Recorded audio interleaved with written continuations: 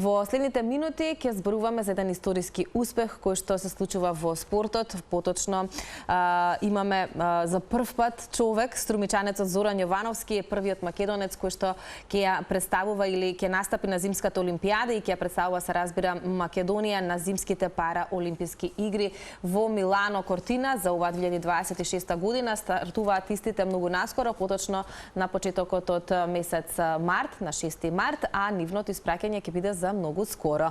Во студиото ви ги представувам токму нив, Зоран Јовановски и заедно со нас е Јане Стефанов, кој што е всушност неговиот тренер, но споменав од Тринава, познат и како инструктор за скијање за луѓето со попреченост. Добро утро и добре ни дојдовте. Зоки, особена благодарност што од Струмица од Тринава пристигна во Скопје се со цел да ги споделиме овие убави моменти кои што се случуваат за тебе лично, но генерално и за нашата Македонија. Добре ни дојдовте.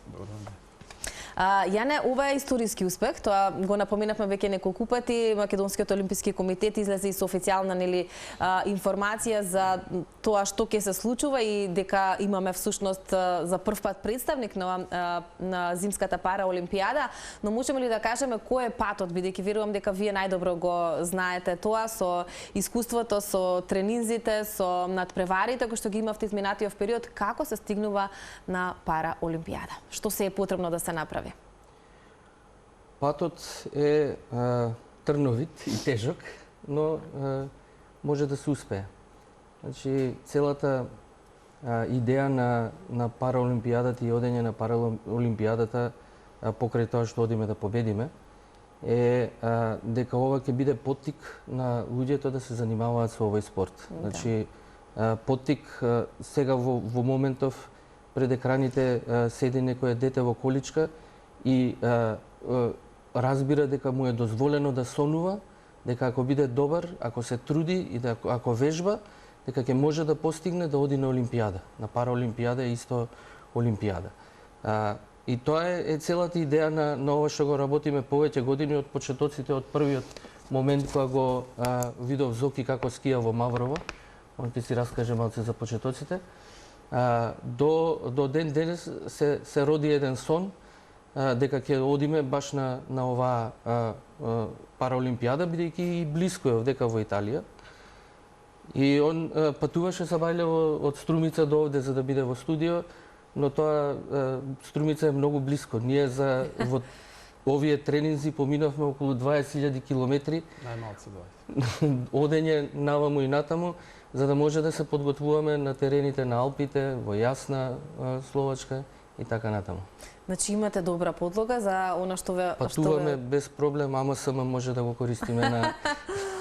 Да, Зоки, кога започнува, кога ти се охрабруваш дека како лице кое што е во количка, но како што спомена Јане, можеби многу дечиња кои што сега не гледаат и се во ваква состојба, ќе се охрабрат дека навистина нивните соништа не треба да замрате, дека ништо не е невозможно. Кога ти се охрабруваш да пробаш да скијаш? За прв пат 2019 имаше еден камп у Мавро кој го правеше Вангел Такалјанов како Здружението без ограничувања. И од тај камп почнама веќе да скијаме. Тука беше Јана како за прв пат се видеме со Јана како инструктор. Значи почетоците не беа у Мавро. Значи после почнама да кажеме да го користаме едно 4-5 години Бугарија, Пампорово. Но веднаш од старт знаеше дека сакаш малку по-професионално, да не биде тоа само излегување од комфортната зона, да биде една релаксација, туку сакаш да се занимаваш на едно повисоко ниво? Први беше како рекреативно. И пред година време беме у Австрија мора да имаш категоризација, значи без таа категоризација не можеш да се надпреваруваш. Направиме категоризација, у исто време ни понудија да одаме на трка и на таа трка усвоиме за прв пат, да кажеме, физ точки. И веќе тие физ точки кои ги усвоиме, веќе подлабоко навлеземе, да кажеме, у скијањето. Да. И тогаш веќе почнавте да размислувате за олимпијада? Па да. Кој го спомена тоа? Јане го даде мотивот и целта? Зоки е многу скромен. Првиот ден на снег негов во таа обука со без ограничување што имавме тогаш, успеа да спушти стазата, луѓето што скијат знаат колку е тешка во Маврово стазата за спуштање и тогаш видовме дека он има физички потенцијали и го сака тоа и дека може би и може тоа професионално, непрофесионално, односно да се надпреварува и сето тоа патување продолжи до ден денешен. Интересно е што ФИС, Светската скијачка организација, пред 3 години го воведе параспортот како дел од спортовите скијачки, тоест не е независно од скијачката федерација, него е само уште еден спорт во Светската скијачка.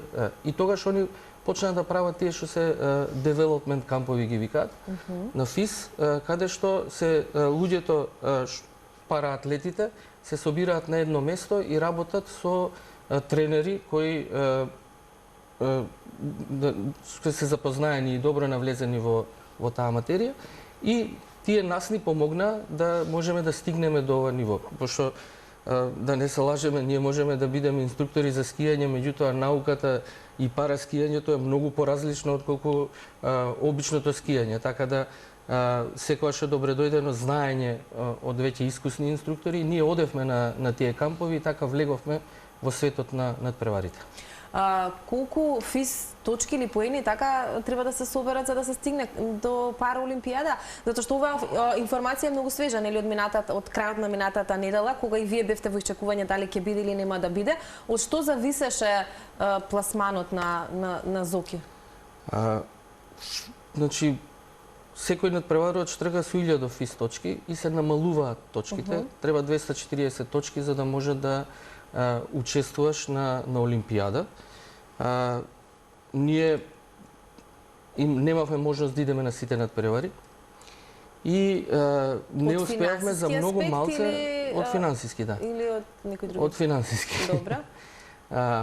И не успеавме за многу малце, не успеавме да ги постигнеме овие бодови, бидејќи имаат некоја сложена равенка, последните трки се множат, се делат, Добра. не е ни битно.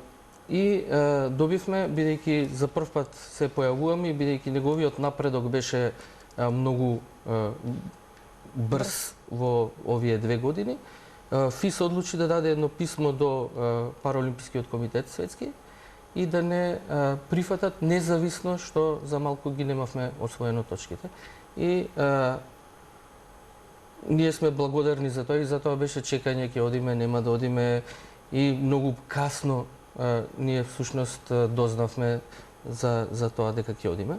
Нашето појавување таму ќе биде само доказ дека соништата може да се исполнат, меѓутоа ние сме подготвени и ќе даеме се од себе да представиме нашата земја во најдобро можно светло. Да.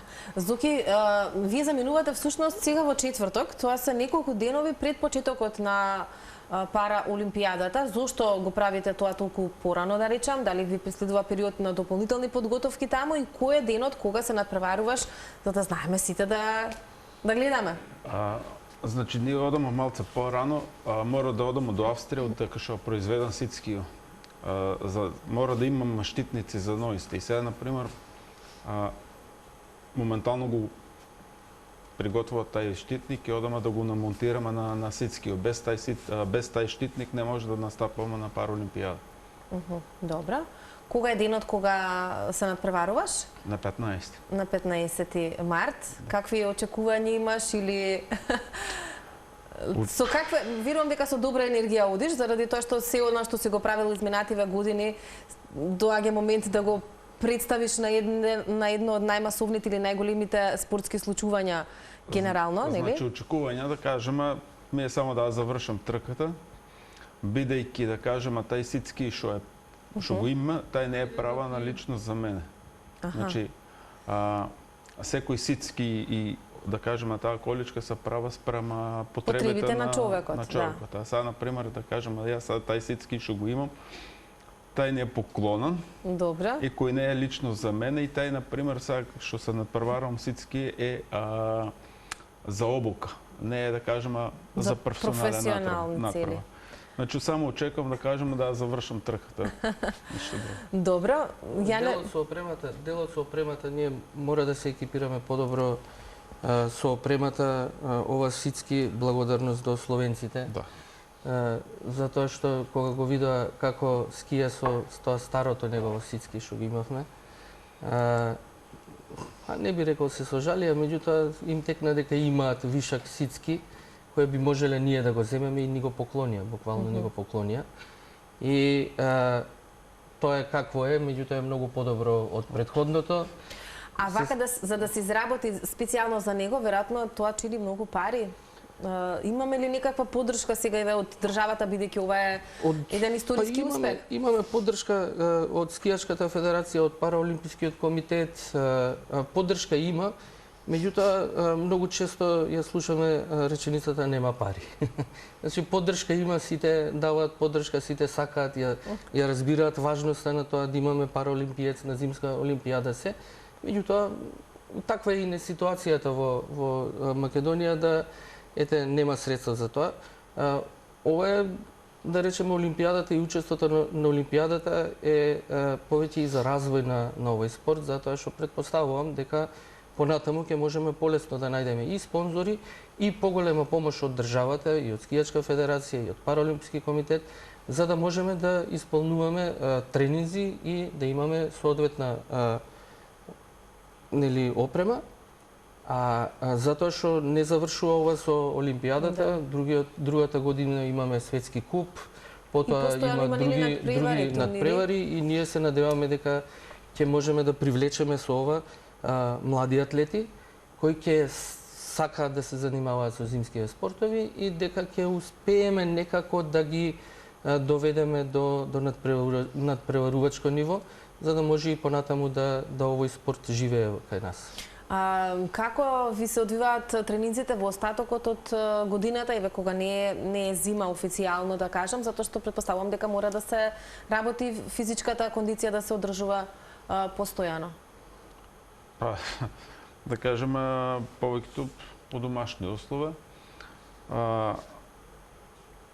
Ево, да кажем, го возам и Скопскиот маратон, кој е 42 км, плюс, да кажем, се бавам на кошарка уколичка, значи тука што треба да кажеме доста е активно и пливање. Така, и пливање, одлично. Ова се сосема доволно. Преку целата година има тренинг за да може да мускулната маса да одржува, за да може да ги издржи трките. И бидејќи он не е само скијач, него е атлета во правата смисла на зборот, каде што игра пинг-понг, вози маратони, тегови копие, што беше понатаму, значи атлетика, кошарка. И тоа му помага да има кор јак за да може да издржи трката. Зимскиот спорт е само уште една негова пасија. Кога се работи за тренинзите, најчесто користиме бенефициите ФИС што ги прави за да одиме на тие кампови, затоа што во Македонија е многу тешко да се постави стаза со капи, за да може да вежбаме. Ни треба голема организација за тоа да го направиме. И нормално тоа чини пари, а ние до пред 2 години се што правевме, го правевме со наши средства. И сега се надевам дека после оваа олимпијада ќе ја добиеме и таа можност да можеме да тренираме или на Шапка или во Маврово.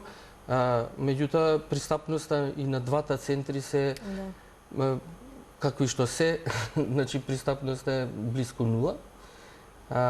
Затоа најчесто најблиску ние што можеме да тренираме е во соседната Бугарија, Пампорово или Банско, и на Алпите преку ФИС, што ќе не покануваат да одиме.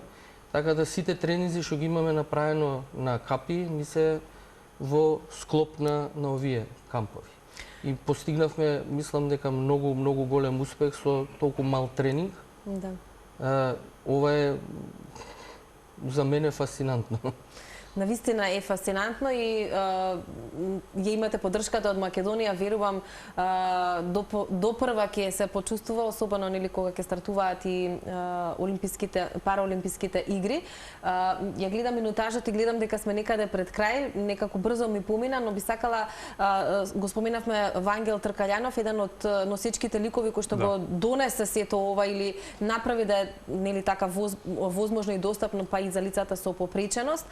Ме интересира дали низ годиниве Јане гледаш охрабрувањето баш како што спомена на самиот почеток од млади деца кои што понекогаш нели во таква состојба сметаат дека можеби животот тука запира, а апсолутно не е така. Можностите и соништата се подеднакво достапни за сите. Се менуваат перцепциите и на луѓето со попреченост и општо на сите, како да ги гледаат луѓето со попреченост, затоа што многу често и тоа смета на нив, луѓето со сожалување ги гледаат, затоа што преку спортот тоа се менува и кај едните и кај другите. Например, во минатото и ги криеле луѓето со попреченост дома, сега веќе не е така, тоа напредува. Меѓутоа, се уште се чувствува, особено кај младите, да не сакаат да се занимаваат со спорт. Ние работиме не само со скијање, преку без ограничување работиме со повеќе спортови кои сакавме да ги воведеме кај луѓето со попреченост, од една проста причина, затоа што сметаме дека спортот треба да биде еднакво достапен за сите. За сите, да. Значи има адаптибилни спортови за секој спорт. Дали е кошарка во количка, дали е качување на карпа, скокање од авион, значи за секој спорт има адаптибилно средство кое може врз база на попреченоста, на типот на попреченоста да се искористи. Ние во низ годините имавме неколку проекти каде што успеавме, таа приказна многу ја кажувам, Саше од Ресен, нуркавме заедно во Преспа. И Саше потоа ми раскажува, вика, доаѓал некој да се шегува со него и да му збори ти си ваков таков, нели? И он му се врти на него и му вика, ти си нуркал во езеро на Соботци? И тој вика, не, тргни ми се. Значи, само довербата што има кај луѓето со попреченост е многу битна.